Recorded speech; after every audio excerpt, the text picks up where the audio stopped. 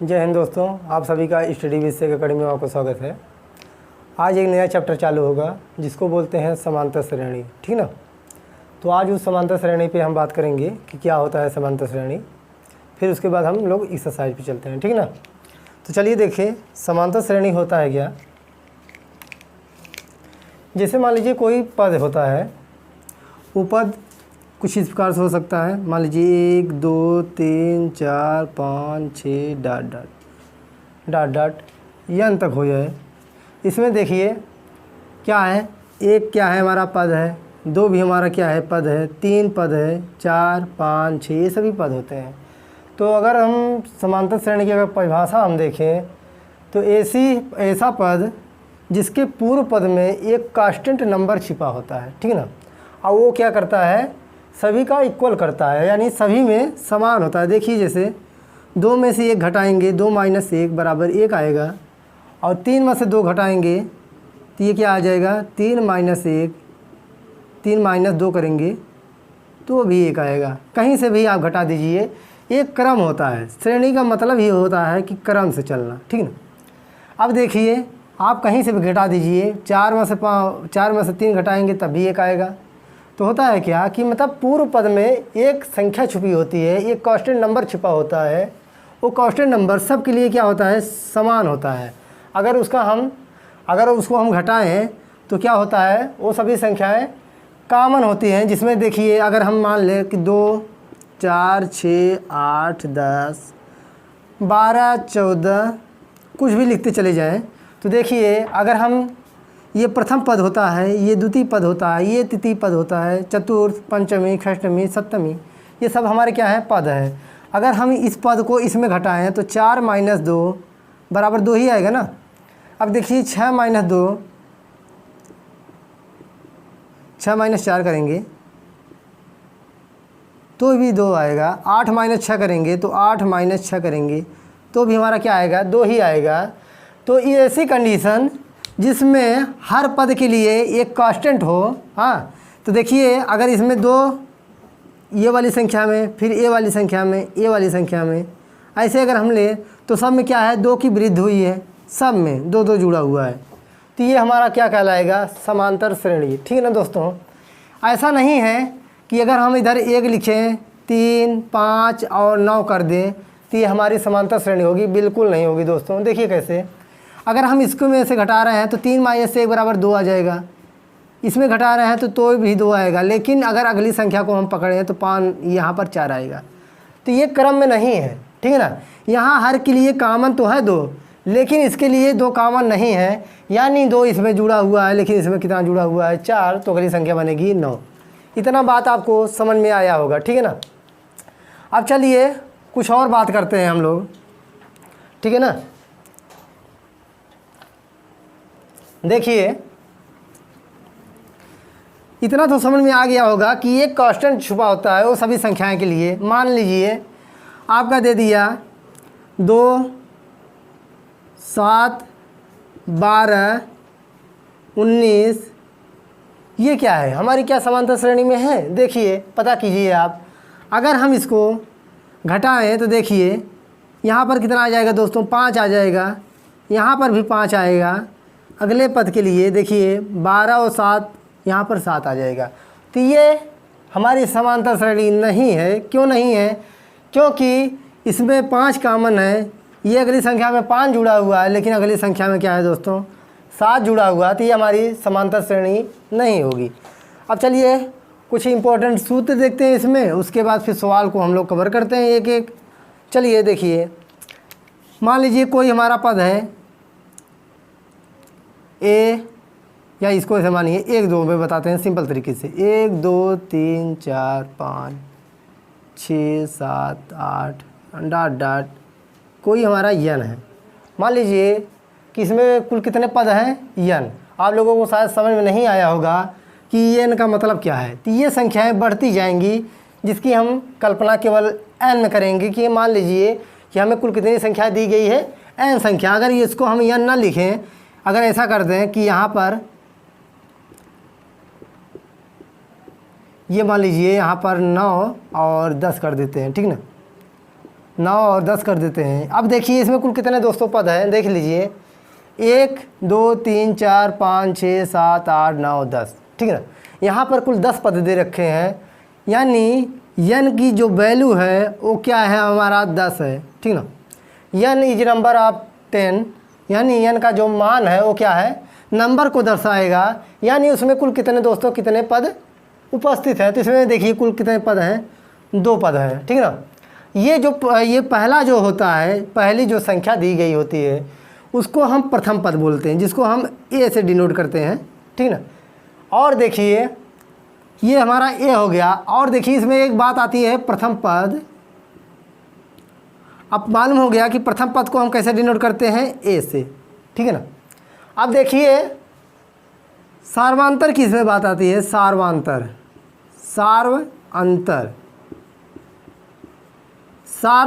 मतलब सार्वांतर जिसको बोलते हैं, सार्वांतर का जब विच्छेद कर देंगे तो क्या आएगा, सार्वधन अंतर आता है, यानी सार माने सभी में, अंतर क्या है, समान है, सभी में अंतर अगर समान होती है तो सार्वांतर कहा जाता है। तो चलिए देखते हैं, यहाँ देखिए अगर सार्वांतर हम निकालते हैं, अगर इसको हम T1 मान लें, ये T2, ये T3, ये T4, ये T5, तो देखिए सार्वांतर के लिए क्या होता है, अगर हम T2 माइनस T1 इसको हम D से कहते हैं, ये D से डिनोट होता है सार्वांतर। समझिएगा ध्यान से कि प्रथम पद जो पहला पद होता है उसको हम A से डिनोट करते हैं, और जो सार्वांतर होता है उसको हम D से निकालते हैं, D से डिनोट करते हैं, ठीक है ना।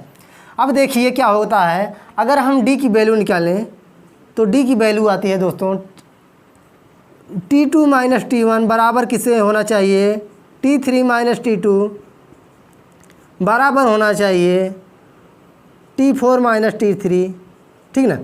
आगे भी ऐसे लेकर चले जाएंगे। देखिए हमने क्या किया, T2 minus T1, T3 minus T2, T4 minus T3, और आगे आप लेकर चले जाइए T5 माइनस T4। ये देखिए ये सभी क्या है, हमारे D है। अगर सब बराबर हैं आपस में, देखिए 2 माइनस 1 करते हैं, 2 माइनस 1 बराबर कितना आएगा दोस्तों, देखिए 1 आएगा। अगर T3 माइनस T2 करें हम तो कितना आएगा, 3 माइनस 2 तो भी 1 आएगा। और देखिए T4 माइनस T3 करें तो 4 माइनस 3, ये भी कितना आएगा, 1। और इसी प्रकार से 5 माइनस 4 बराबर 1, ठीक ना। तो ये देखिए दोस्तों सब में क्या है, 1 इसमें भी आया, 1 इसमें भी आया, बराबर में, बराबर 1 बराबर 1। तो सभी के लिए सार्वांतर जो हो जाएगा यही हमारा D बनेगा, ठीक है ना, यही हमारा D बनेगा, जिसको हम D से डिनोट करते हैं, जिसको सार्वांतर बोलते हैं। अब देखिए इतना तो बात आपको समझ में आ गई होगी कि सार्वांतर निकालने के लिए जो दूसरा पद होता है प्रथम पद, यानी कुल मिला के होता है कि द्वितीय पद माइनस प्रथम पद, तृतीय पद माइनस द्वितीय पद, और चतुर्थ पद माइनस तृतीय पद। ये अगर घटा दें तो D का मान हमें आसानी से निकल जाएगा। अगर ये कहीं इक्वल, यहाँ पर मान लीजिए अगर 2 आया होता इज नॉट इक्वल, तो हम सीधे लिखते हैं समांतर श्रेणी क्या है, नहीं है, ठीक है ना। अब चलिए कुछ और बात करते हैं, इतना समझ में आया होगा। अब देखिए दोस्तों पद कैसे लिखा जाता है। कभी कभी पूछ लेता है कि कोई संख्या दिया रहेगा, मान लीजिए ये संख्या दिया है और पूछ लेगा किसके 4 पद लिखिए, 4 पद। तो देखिए पद जो होते हैं, पहला तो एक पद यही हो गया A, दूसरे में क्या होता है A प्लस D, तीसरे में A प्लस 2D, चौथे में A प्लस 3D, और पाँचवें में क्या हो जाएगा दोस्तों A प्लस 4D। इसी प्रकार से ये क्रम आपका बढ़ता जाएगा। तो आगे क्या हो जाएगा AN, ये तो ये रहेगा ही, ये आ जाएगा। अगर हम n पद की बात करें, अगर कोई संख्या अगर हमें n दिया है, मान लीजिए इसी में हम n पद रख रहे हैं, तो पदों की संख्या अगर हम निकालेंगे तो एक तो देखिए अगर हम यहाँ पर देखिए अगर हम 5वां पद अगर निकालें, ये 5वां पद है, तो 5वां पद में दोस्तों क्या आ रहा है, 1 कम आ रहा है। ये देखिए पहला पद A है, दूसरा पद क्या है, दूसरा पद D है, ठीक ना। दूसरे पद में क्या है, दूसरे पद में 1 कम आया है, तो यहाँ पर 1 लिख सकते हैं। देखिए तीसरा पद जो है 3 माइनस 1 किया गया है तो 2 आया होगा। इसी प्रकार से चौथा पद निकालें तो 4 माइनस 1 आया होगा, तब जाके ये 3 रहा होगा। और 5वां पद 1 कम होता है। इसी प्रकार से अगर कुल n पद है अगर किसी में n पद दिया गया है तो क्या होगा, n-1 इंटू क्या हो जाएगा दोस्तों, d। इतनी बात आपको समझ में आ गई होगी। क्या किया हमने दोस्तों, अगर पद हम निकालें, देखिए ये तो हमारा प्रथम पद हो गया, ये द्वितीय पद, जब दूसरा पद मतलब अगर समझिए इसमें, अगर ये पद की अगर हम बात करें, ये दूसरे पद की बात करें तो क्या हो जाएगा, a प्लस डी, ठीक है ना। क्यों a प्लस डी हो रहा है, क्योंकि 2 माइनस 1 किया गया है तो ही जाकर दूसरे पद के लिए d की वैल्यू आया है यहाँ पर। अब देखिए, अभी मैं आपको आसान तरीके से बताता हूँ। अगर देखिए यहाँ पर a माइनस इतने पद हैं। अब चलिए दोस्तों, अब कुछ और बात करते हैं। देखिए मान लीजिए कि हमें एक संख्या दी गई है 1 2 3 4, ठीक है ना, और हमें पूछा है कि चौथा पद ज्ञात कीजिए, ठीक है ना, चौथा पद ज्ञात कीजिए। तो फार्मूला जो होता है, ठीक है ना। अब चलिए देखते हैं, फिर बताते हैं, आपको समझाते हैं। ये तो आपको समझ में आ गया होगा, अगर नहीं आता है तो इधर मिटा के फिर से समझाते हैं हम लोग। देखिए दोस्तों, अगर मान लीजिए कोई संख्या दे रखा है 1 2 3 4 5 डॉट डॉट n पद। n पद क्या डिनोट करता है कि इसमें कुल n पद है। n पद का मतलब ये हुआ कि ये संख्या बढ़ती जाएगी, कहाँ तक जाएगी, n पद तक जाएगी। तो ये देखिए, ये हमारा प्रथम पद होता है, ठीक है। तो जो फार्मूला होता है, ये अगर हम nवां पद निकालें तो nवां पद के लिए, nवां पद जैसे हम 5वां पद निकालते हैं, देखिए 5वां पद, देखिए 5वां पद निकालते हैं, 6ठा निकालते हैं, 7वां निकालते हैं, 8वां निकालते हैं, 10वां निकालते हैं, 100वां निकालते हैं, 1000वां निकालते हैं। उसी प्रकार से हम nवां पद जब निकालेंगे तो nवां पद बराबर पदों की संख्या क्या होती है, tn। अगर हमने पहले बताया कि ये t1 होता है, ये t2 होता है, ये t3, ये t4, इसी प्रकार से ये क्या हो जाएगा दोस्तों, tn हो जाएगा। इतनी वैल्यू आपको समझ में आ गई होगी। तो tn, nवां पद के लिए tn बराबर होता है प्रथम पद प्लस n-1 इंटू डी। ये nवां पद का सूत्र होता है। अब देखिए बात इसमें, देखिए अब आपका सूत्र बन गया, ये पहला सूत्र हो गया। अब देखिए इसमें n, यहाँ पर हमने n पद का कहा तो हमें n-1 रखना पड़ा। अब देखिए अगर हम इसी फार्मूले में अगर हम तीसरा पद निकालें, तीसरा पद बराबर क्या हो जाएगा, देखिए तो यहाँ पर जो n है वहाँ पर t3 रखना पड़ेगा, क्योंकि हम तीसरा पद निकाल रहे हैं। तो a प्लस हमें तो a का मान मालूम नहीं है, अभी तो केवल हम तीसरा पद का बात कर रहे हैं। तो देखिए n कितना है, 3 पद, मतलब 3 माइनस 1,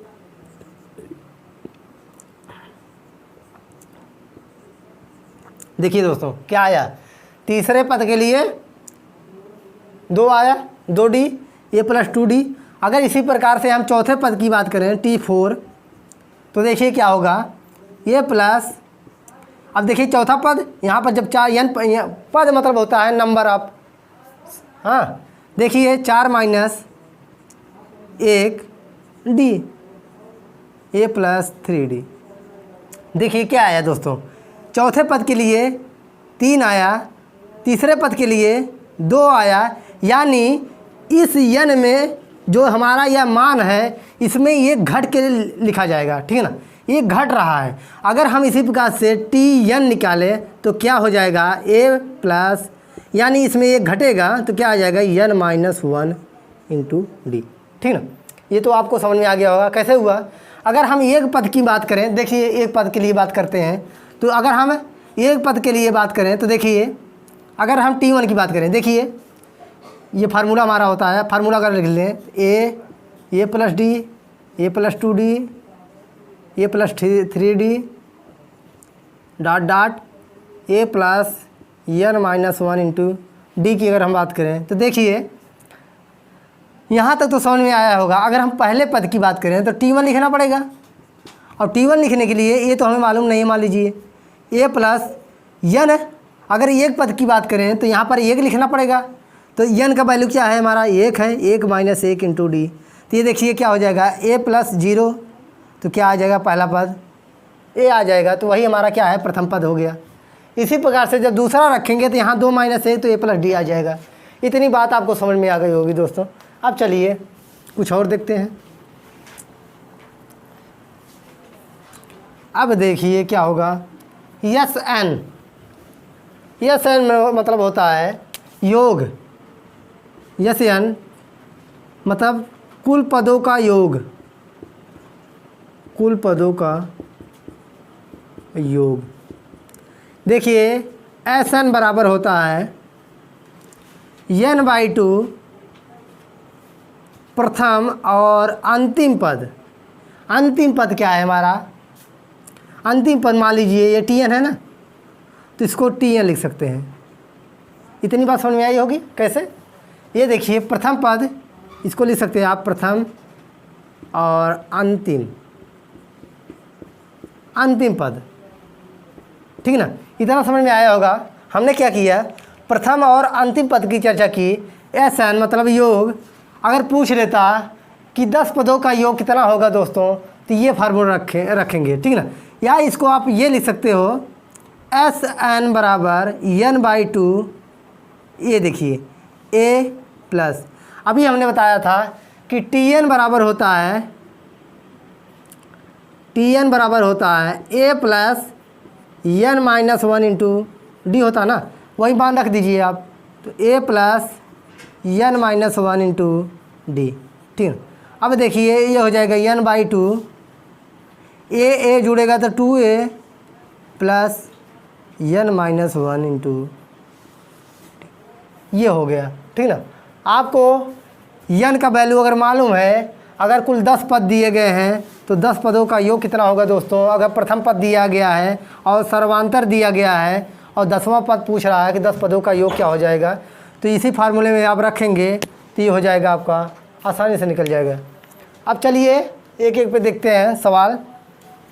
तो इधर फार्मूला लिख देते हैं, उसके बाद एक एक सवाल पे हम लोग चलते हैं। देखिए Tn बराबर क्या होता है, जो हमारा पद होते हैं, पद a plus D, a plus 2d, a plus 3d, ये पद आप आगे बढ़ा सकते हैं, कोई बात नहीं, डॉट डॉट कर सकते हो। Tn बराबर होता है a plus n-1 into D. Tn क्या है? यनवा पद, इसको हम कह सकते हैं कि यनवा पद, यनवा पद, ठीक ना? ये हमारा क्या है? प्रथम पद, प्रथम पद जिसको बोलते हैं, ये है हमारा सार्वांतर, सार्वांतर है। डी के लिए हम क्या फॉलो करते हैं? T2 माइनस T1 बराबर होना चाहिए T3 माइनस T2, ये तो होता है। अब चलिए इतना तो आपको समझ में आ गया होगा। योग भी डाल दीजिए, लेकिन अभी योग का मतलब नहीं है यहाँ पे। n/2 a प्लस Tn कर सकते हो, या n/2 2a plus n-1 into D भी कर सकते हो, तो ठीक है ना? तो अभी इसका उपयोग इसमें नहीं होगा, हो सकता है अगले चैप्टर में आए। तो चलिए इसमें देखते हैं। देखिए क्या रहा है कि निम्नलिखित स्थितियों में से किन स्थितियों में संबंध संख्याओं की सूची AP है और क्यों, ठीक है ना? अब देखिए क्वेश्चन पहला देखिएगा आप, कह रहा है कि प्रत्येक किमी के बाद टैक्सी का किराया, जबकि प्रथम किमी के लिए 15 रुपये तथा प्रत्येक अतिरिक्त किमी के लिए किराया कितना रुपये है? 8 रुपये है, ठीक है ना? अब देखिए क्वेश्चन को समझिएगा ज़रा। कह रहा है कि प्रथम किमी के लिए जो किराया है वो क्या है? 15 रुपये। प्रथम किमी का किराया दोस्तों कितना है? 15 रुपये है, ठीक है ना? 15 रुपये। लेकिन अगर अतिरिक्त किमी की अगर हम बात करें,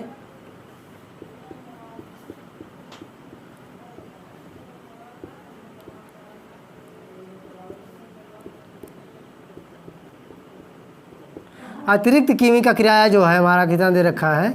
8 रुपये दे रखा है, ठीक है ना? 8 रुपये। अब देखिए उसमें क्या पूछ रहा है कि प्रत्येक अतिरिक्त किलोमीटर के लिए कितना रुपये है? 8 रुपये है। तो देखिए यानी जो पहला मतलब प्रथम किमी है वो हमारा प्रथम पद बनेगा इसमें दोस्तों, ठीक है ना? देखिए प्रथम क्या हो जाएगा, अगर हम पद की बात करें या श्रृंखला या श्रेणी की बात करें, अगर हम श्रेणी तो देखिए प्रथम किमी का किराया कितना है दोस्तों, 15 है, लेकिन इसके अतिरिक्त जो किराया है वो 8 रुपये इसमें इंक्लूड किया गया है, तो 15। अब देखिए जो दूसरा, ये प्रथम पद हो गया, आप कह सकते हो प्रथम पद, और द्वितीय पद क्या हो जाएगा, 15 + 8 तो कितना हो जाएगा, 23। अगर फिर तीसरे किलोमीटर की बात करें हम, तृतीय पद 23 + 8 31। अगर हम चतुर्थ की बात करें, चौथा पद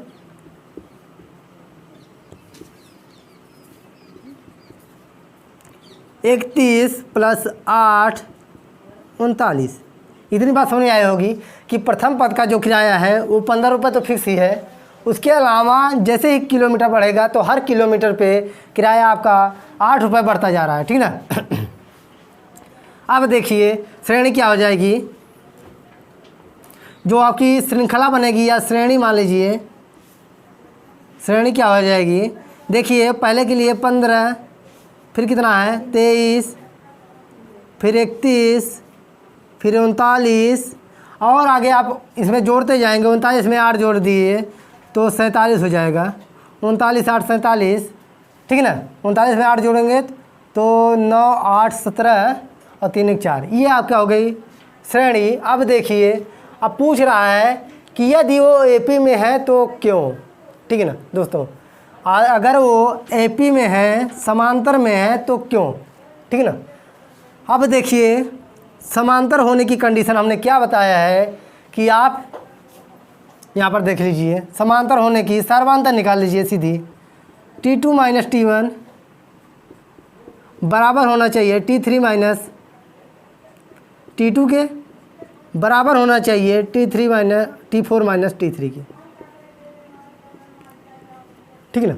अब देखिए T2 क्या है हमारा, 23 - 15 बराबर होना चाहिए किसके, T3 कितना है दोस्तों, 31 है, 31 - 15 बराबर होना चाहिए। T4 क्या है हमारा, 39, 39 - 31। देखिए ये क्या हो जाएगा, 15 8 23। अब इसमें कितना आएगा, यहाँ पर 31 - 23 होगा, सॉरी, ये देखिए ये भी करेंगे तो 8 ही आएगा, ये भी करेंगे तो 8 ही आएगा, अगले में जब घटाएंगे तो 8 ही आएगा। ये आपस में क्या है, बराबर है, यानी अगर इसका हम डी निकालें तो क्या आएगा, सर्वांतर जिसको बोलते हैं,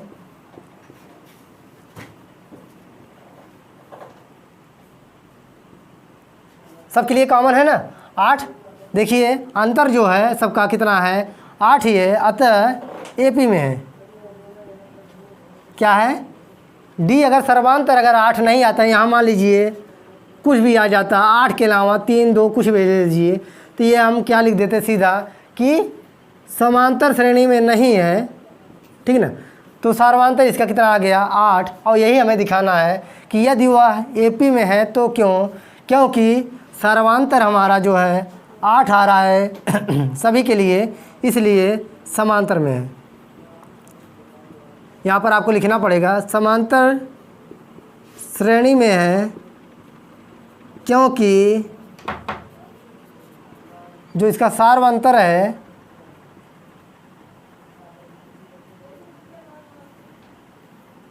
सार्वंतर कितना है, 8 है। इतनी बात दोस्तों आपको समझ में आ गई होगी, ठीक है ना। अब चलिए अगले सवाल पे चलते हैं, तो आप लोग सीख जाएंगे।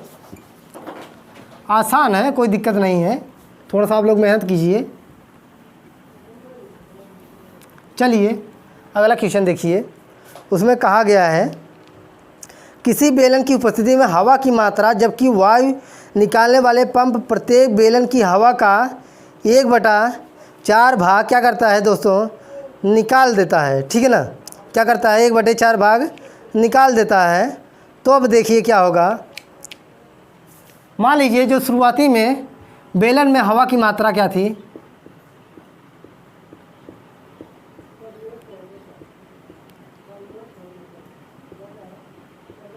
हवा की मात्रा क्या है, मान लेते हैं कि 1 है, 1 से ही 1/4 हुआ होगा। अब देखिए क्या होगा, जब 1/4 हवा निकालने वाली हवा निकला कितना, 1/4, ठीक ना। हवा कितना निकला, 1/4। तो बचा क्या हमारा दोस्त, शेष हवा बराबर क्या हो जाएगा, 1 - 1/4, यही तो होगा, 1 - 1/4। अगर 1 है हमारा पूरा, मान लीजिए कोई बैलूम है, बैलूम में हमें 1 किग्रा एयर डाल दिए हैं, ठीक है ना, 1 किग्रा एयर डाल दिए हैं, उसमें हम 1/4 निकाल देते हैं दोस्तों, तो 1 - 1/4 ही होगा ना। तो बचेगा क्या हमारा, 3/4, ठीक ना। अब देखिए जो शेष बचा हुआ है, ये देखिए शेष बच गया। अब फिर इसमें कह रहा है कि फिर इसका हवा निकाला गया है, फिर इसका जो बचा हुआ है उसका 1/4 ही निकाला गया है। तो हवा निकला द्वितीय बार,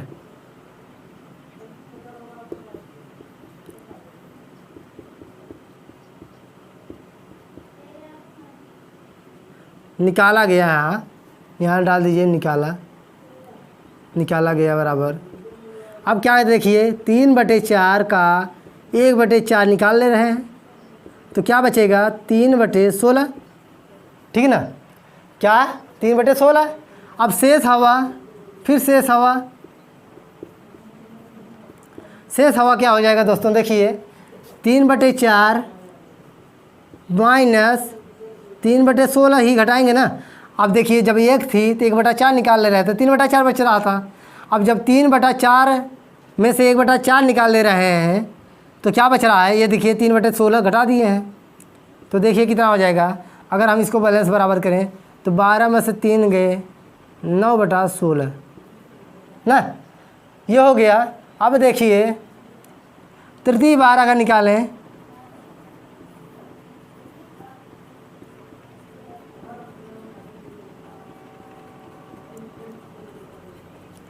तृतीय बार निकाला गया हवा बराबर कितना है दोस्तों, 9/16 का 1/4 निकाले रहे हैं, तो ये हो जाएगा 9/64।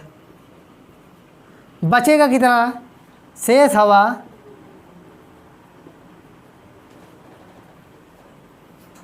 यही 9/16 में से 9/64 घटा देंगे तो कितना आ जाएगा दोस्तों, देखिए अगर इसको फिर बैलेंस बराबर करें तो 4 का नीचे 4 9 36 हो जाएगा। ये 36/16 64 माइनस 9/64। हमने क्या किया, यहाँ पर 4 का गुणा ऊपर नीचे कर दिया, तो देखिए 16 में से 9 गए 7 और यहाँ पर 2/64, ठीक है ना। अब देखिए प्रथम में जो बेलन की मात्रा थी हवा की, वो हमारा क्या था, 1 था। निकालने के बाद जो शेष हवा बची वो 3/4 बची, फिर शेष हवा 9/16 बचा, फिर शेष हवा 27/64 बचा। अब देखिए उसमें क्या पूछ रहा है कि उसमें देखिए कि यदि ऐसी कंडीशन अगर आए, ठीक है ना, अगर इस कंडीशन में, अब देखिए प्रथम बार जो पहला पद था, अब देखिए समझिए, प्रथम पद जो था 1 था, ठीक ना। अगर हम इसको प्रथम पद 1 करें, उसके बाद शेष हवा क्या बच रहा था, 3/4। जो निकल गया उसकी हम चर्चा नहीं करेंगे। फिर बचा कितना, 9/16। फिर देखिए शेष हवा 27/64 है। ये T1 बन गया ना। देखिए 1 3/4 9/16 27/64। अब दोस्तों क्या करना है, इसका आप सर्वांतर निकालिए, T2 माइनस T1। अगर ये आपस में बराबर है तो समांतर में है, नहीं तो नहीं होंगे। देखिए तो T2 3/4 माइनस 1 बराबर होना चाहिए 9/16 माइनस 3/4। तो ये देखिए कितना हो जाएगा, 3 माइनस 4/4 बराबर 9 माइनस 4 तिहाई 12/16। ये देखिए 1/4 हो जाएगा, लेकिन माइनस में, और ये क्या हो जाएगा माइनस 3/4। तो ये आपस में क्या है, नॉट इक्वल है, ठीक है ना। आगे भी निकालेंगे तो वही कंडीशन आएगी। तो यहाँ पर लिखना है अतः सर्वांतर बराबर नहीं है, तब AP में नहीं है।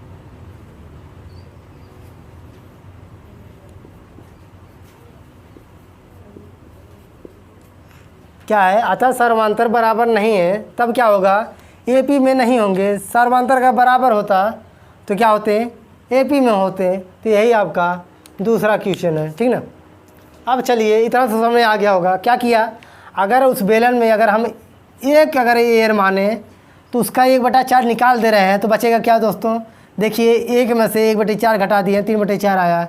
दूसरी बार जो एयर बची हुई है शेष हवा का 1/4 निकालना है, 3/16 हो जा रहा है। फिर वही अब देखिए बची है एयर माइनस निकाला गया तो कितना आया, 9/16। उसी प्रकार से इसी प्रोसेस के करते हुए ये हमारा पद निकल गया। और देखिए ज़रूरी नहीं कि इतना ही पद आएगा, आगे भी बढ़ जाएगा, आगे भी बढ़ा सकते हो आप लोग। तो ये पहले ही पद में सर्वांतर बराबर नहीं आया, तो स्पष्ट हो गया कि ये समांतर श्रेणी में नहीं है।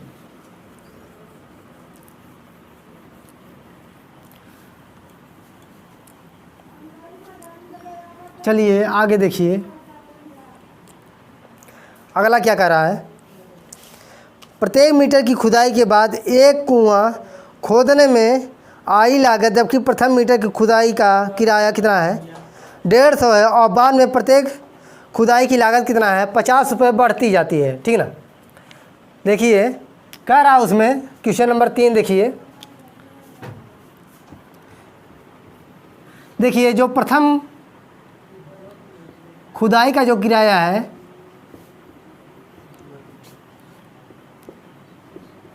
किराया कितना है, 150 रुपये, ठीक ना। कितना है, 150 रुपये। लेकिन कह क्या रहा है कि प्रत्येक खुदाई पर 150 रुपये उसका मतलब किराया है। लेकिन जब अगली बार खोदा गया तो क्या है, कितना बढ़ जाता है, देखिए 50 रुपये बढ़ जाता है, ठीक ना। तो द्वितीय बार जब खोदा जाएगा, द्वितीय बार, तो कितना हो जाएगा, 150 + 50, तो ये क्या हो जाएगा, 200 सीधा हो जाएगा, 200 क्या रुपये हो जाएगा। देखिए जब तीसरी बार, तृतीय, यही हमारे पद भी बनते जाएंगे। तृतीय बार क्या होगा दोस्तों, अब 200 में फिर 50 रुपये बढ़ जाएगा, तो ये हो जाएगा 250, ठीक ना। ये क्या हो जाएगा, रुपये हो जाएगा। तीसरी बार, ये चतुर्थ यानी चौथी बार 250 + 50, तो ये कितना हो जाएगा, 300। ये ऐसे बढ़ता जाएगा। अब देखिए जो हमारे पद निकल आए वो कितना है, 150। अगर हम श्रेणी की बात करें, 150, 200, 250, 300, आगे भी बढ़ता जाएगा, ठीक है ना। अब देखिए हमने क्या बताया है कि यदि हम सर्वांतर D अगर हम निकालें तो क्या होगा, अगर इक्वल आता है तो समांतर श्रेणी में होंगे। चलिए देखते हैं, T2 माइनस T1 होना चाहिए किसके, T3 माइनस T2 के। देखिए T2 क्या है, ये हमारा T1, T2, T3, T4, ठीक है ना। अब देखिए 200 माइनस 150 बराबर क्या होना चाहिए, 250 माइनस 200। देखिए ये 50 आ गया, और बराबर ये भी कितना आ गया दोस्तों, 50। तो आपको लिखना पड़ेगा सर्वांतर बराबर 50, अतः समांतर श्रेणी में है।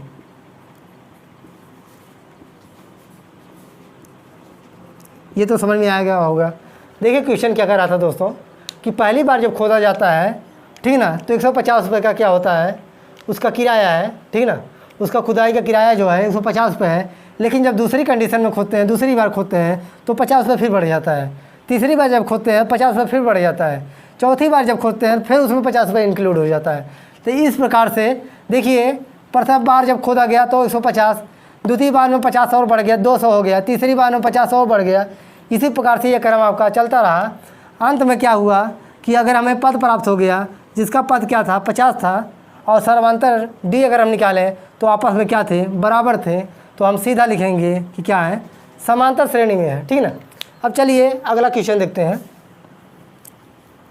क्वेश्चन में कुछ नहीं रखा गया है, केवल आपको मेथड मालूम हो जाए कि प्रथम पद किसको कहते हैं, द्वितीय पद किसको कहते हैं, सर्वांतर क्या होता है, तो आप आसानी से निकाल लेंगे और समझ में भी आया होगा आपको। चलिए देखते हैं दूसरा। देखिए कह रहा है, खाते में प्रत्येक वर्ष का मिश्र धन जबकि 10,000 रुपये की राशि पर 8% वार्षिक दर से चक्रवृद्धि ब्याज का जमा की जाती है, ठीक है ना।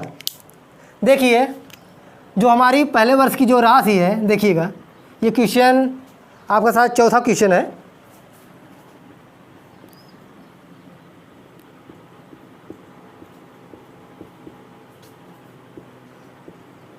जो पहले वर्ष की जो राशि दे रखा है वो कितना है दोस्तों, 10,000 है, ठीक है ना। क्या है, 10,000 रुपये है, ठीक है ना। अब देखिए दूसरे वर्ष का अगर इसका हम चक्रवृद्धि ब्याज निकाल लें तो देखिए द्वितीय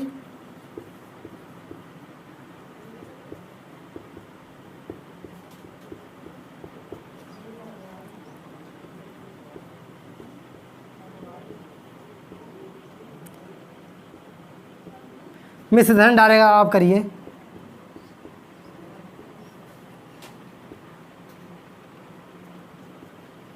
देखिए इसमें जो रेट दिया गया है, रेट हमारा क्या है, रेट हमें 8% दे रखा है। तो देखिए एक वर्ष का जब निकालते हैं दोस्तों तो साधारण लगाते हैं, ठीक है ना।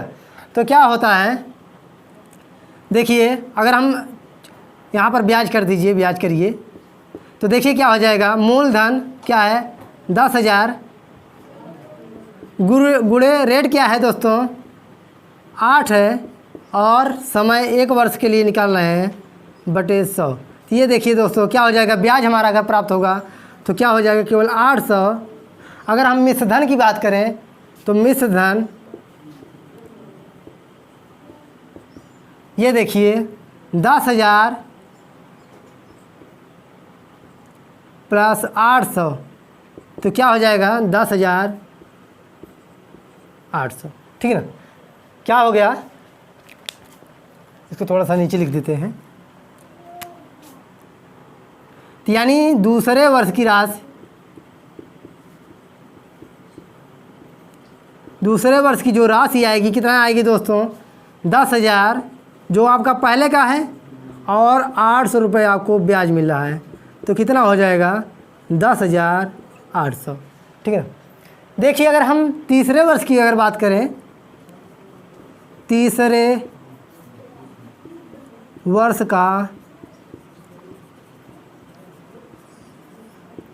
चक्रवृद्धि ब्याज अगर हम निकालें तो क्या आ जाएगा दोस्तों, देखिए एक वर्ष के लिए फिर निकलेगा तो मूलधन क्या बन जाएगा आपका, ये 10,800 रेट हमें 8 दिया गया है, टाइमिंग 1 है बटे 100। ये देखिए कितना हो जाएगा 864। तो जो तीसरे वर्ष का मिश्र धन या राशि कुछ भी कर लीजिए आप लोग, मिश्र धन क्या हो जाएगा 10,800 में कितना जोड़ना है 864 अगर जोड़ देते हैं तो कितना आ जाएगा दोस्तों, देखिए ये 64 8 8 16 1 1 तो 11,664। अब देखिए पहले वर्ष का राशि 10 है, दूसरे वर्ष की राशि 10,800 है, तीसरे वर्ष की राशि 11,664 है। तो अगर ये आप अगर निकालिए, देखिए ऊपर मिटा देता हूँ, ये वाला इतना तो समझ में आ गया होगा। अगर हम पद की बात करें तो देखिए पद हमारा क्या हो जाएगा, 10,000, उसके बाद 10,800, फिर उसके बाद कितना है दोस्तों 11,664। ठीक ना। अब देखिए सार्वंतर इसका हम निकाल लें। सार्वंतर अगर हम डी निकालें तो क्या आएगा, देखिए T2 माइनस T1 बराबर T3 माइनस, देखिए इसको और आगे तक बढ़ा सकते हैं आप। चौथे वर्ष का ले लीजिए, चौथे वर्ष का आप लोग निकाल लीजिए, कोई दिक्कत नहीं। ठीक है ना। देखिए क्या होगा, 10,800 माइनस 10,000 बराबर किसके आना चाहिए दोस्तों, 11,664 माइनस 10,800 के आना चाहिए। तो ये देखिए घटाएंगे तो क्या आ जाएगा 800, बराबर किसके आना चाहिए, अगर हम 11,664 में से 10,800 अगर घटा दें तो देखिए क्या आएगा 64, ये हो जाएगा 16 में से 8 गए 8, तो कितना आ जाएगा 864। तो ये क्या आपस में बराबर है, बराबर ही नहीं है। ये देखिए बराबर नहीं है, तो इसका यानी आपको लिखना पड़ेगा अतः सार्वंतर बराबर नहीं है,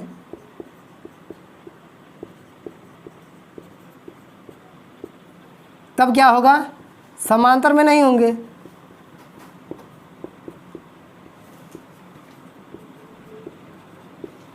ठीक है ना। तब क्या होगा, समांतर में नहीं होंगे। यदि ये सर्वांतर बराबर आता, ये यानी 800 में यहाँ पर भी 800 आता, तो ये लिख देते सीधा कि सर्वांतर हमारा कितना है 800 है, और समांतर में हो जाते हैं यानी एपी में हो जाता। ठीक है ना। अब चलिए अगला क्वेश्चन देखते हैं।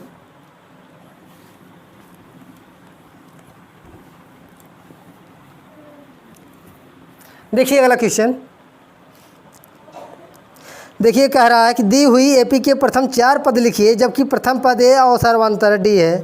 अब देखिए दोस्तों, देखिए उसमें दे रखा है, ए का मान पहले दे रखा है 10 है, और डी का मान क्या है, डी का मान भी शायद 10 दे रखा है, 10 ही है। देखिए अब क्या होगा, हमने पद आपको 10 पद 15 पद 20 पद कुछ भी कहे, पद तो हमने बताया है, श्रृंखला जो बताई है पद, पहला ए होता है, ए प्लस डी होता है, ए प्लस 2D होता है, ए प्लस 3D, कुछ भी आप रखते चले जाइए इसमें। देखिए पहला पद क्या है 10 दे रखा है, तो 10 हमारे हो गए, और 10 प्लस डी का मान कितना है 10, फिर ये हो जाएगा। देखिए दूसरी के लिए क्या हो जाएगा 10 प्लस 2 गुणे 10, तीसरा के लिए ए यानी 10 प्लस 3 गुणे 10, डी का मान 10 है, तो देखिए 10 20 30 और 40, आगे भी लेकर जाएंगे ए प्लस 4D, तो ये हो जाएगा सीधा पर लिख देते हैं 50, यानी 10 प्लस 4 गुणे 10, तो यानी यही हमारा क्या हो गया, यही पद हो गया, बस कुछ नहीं है। उसमें पूछा था कि प्रथम 4 पद लिखिए, देखिए 1 2 3 4 5, ये हमने 5 पद लिख दिए। अब तो यहाँ पर लिख दीजिए पद बराबर 10 20 30 40 और 50, यही तो हो गया उत्तर आपका। अब चलिए अगला क्वेश्चन देखिए, उसमें देखिए ऐसे एक और बता देता हूँ, 3 4 जो 5 है उसको आपको करना है। ठीक है ना, कुछ नहीं करना है दोस्तों। यहाँ पर देखिए अगले में क्या है, ए का मान दे रखा है, ए का मान क्या है 2 है, और डी का मान क्या है 0 दे रखा है। पद आपको सीधा लिखना है, पद बराबर ए प्लस डी, ए प्लस 2D, 3D 4D, कुछ भी लिखते चले जाइए आप ऐसे ही, 3D 4D, ठीक ना, लिखते चले जाइए। प्रथम पद तो दे ही दिया है, 2 है, 2 प्लस 0 यानी 2 प्लस 2 गुणे 0, 2 3 गुणे 0, 2 4 गुणे 0, तो देखिए 2 आ जाएगा, ये भी 2 आ जाएगा, ये भी 2 आ जाएगा, 2 2, यानी वो पद हमारे क्या हो जाएंगे 2 2 2, ये सब हमारे क्या हो जाएंगे पद हो जाएंगे। ठीक है ना, तो यही हमारी श्रृंखला यही सब पूछ रहा है कि यही आप इसको लिखिए। ठीक है ना। सर्वांतर देख लीजिए, सर्वांतर अगर निकालेंगे आप, सर्वांतर भी निकाल के चेक कर सकते हैं। सर्वांतर यानी सार उधर अंतर होता है, अंतर, तो इसको आप सीधा लिखिए सर्वांतर बराबर क्या हो जाएगा T2 माइनस T1, ये T1 होता है, T1 T2 T3 T4 T5, ठीक ना, ये होता है। अब देखिए T2 minus T1 equal to T3 minus T2 equal to T4 minus T3 करते चले जाइए। आप जैसे ही इसमें रखेंगे, देखिए T2 माइनस T1 2 माइनस 2, देखिए अगर सर्वांतर होता है, सर्वांतर को D से हम डिनोट करते हैं, 2 माइनस 2 माइनस 2, तो देखिए 0 0 0 आपस में क्या है बराबर है, यानी सर्वांतर जो पहले ही दिया था D बराबर 0, यानी यह हमारे क्या है AP में है, ठीक ना। अब देखिए 2-3 सवाल और है, इसको आपको करना है। A बराबर 4 D बराबर -3 दिया है, और एक दिया है A बराबर -1 D बराबर 3/2, आप लोग करिएगा, ठीक ना। अब देखिए चलिए अगला क्वेश्चन बता देता हूँ। निम्न में से कौन AP में है, यदि हैं तो सर्वांतर ज्ञात कीजिए, ठीक ना। ये आपका सारा लास्ट क्वेश्चन है इस चैप्टर का 5.1 का। चलिए देखिए क्या कहा गया, 3 1 -1 -3, ठीक ना, 3 1 और क्या है -1 और -3। हमने क्या बताया, यदि वो समांतर में होंगे तो उसका सर्वांतर बराबर आना चाहिए। तो ये देखिए आपका पद दे रहा है A1 T1 T2 T3 T4, ये आपका पद हो गया। प्रथम पद क्या है, अगर हम प्रथम पद निकालें, प्रथम पद क्या है दोस्तों 3, आपको इसको लिख दीजिए, प्रथम पद को A से डिनोट करते हैं, इसको बता रहा हूँ, बाकी ये पूछ नहीं रहा है, केवल सर्वांतर निकालना है। सर्वांतर निकाला अगर बराबर आ गए तो AP में होगा। देखिए D बराबर T2 माइनस T1 होना चाहिए, क्या होना चाहिए T2 minus T1 T3 minus T2 T4 minus T3। देखिए T2 क्या है 1 माइनस 3 और T3 क्या है इसमें -1 -1, T4 क्या है -3 प्लस 1। क्यों, ये जब -1 घटाएंगे तो प्लस हो जाएगा, तो ये देखिए -2 आ जाएगा, -2 आ जाएगा, -2 आ जाएगा, आपस में क्या है बराबर है, यही हमारा सर्वांतर। तो D का मान क्या होगा -2 सर्वांतर, अतः पद क्या है AP में है, सीधा आपको लिखना है। सर्वांतर दोस्तों अगर बराबर आ गया तो आपको सीधा लिखना है कि AP में है। एक सवाल और बता देता हूँ, आप लोग और कीजिएगा। इसमें सब खेला सर्वांतर का ही है, पहचानने की जो ट्रिक है कि समांतर में है कि किस में है, वो केवल आपको सर्वांतर से ही निकाला जाएगा।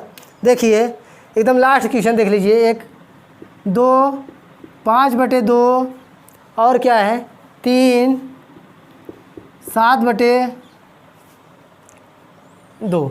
देखिए ये हमारे T1 T2 T3 T4। देखिए D अगर हम निकालें तो T2 माइनस T1 बराबर T3 माइनस T2 बराबर होना चाहिए T4 माइनस T3। निकालते जाइए आप, T2 5/2 -2 बराबर 3 माइनस 5/2 7/2 -3। देखिए दोस्तों तो ये हो जाएगा 5 माइनस 4/2, ये हो जाएगा 6 माइनस 5/2, ये हो जाएगा 7 माइनस 6/2।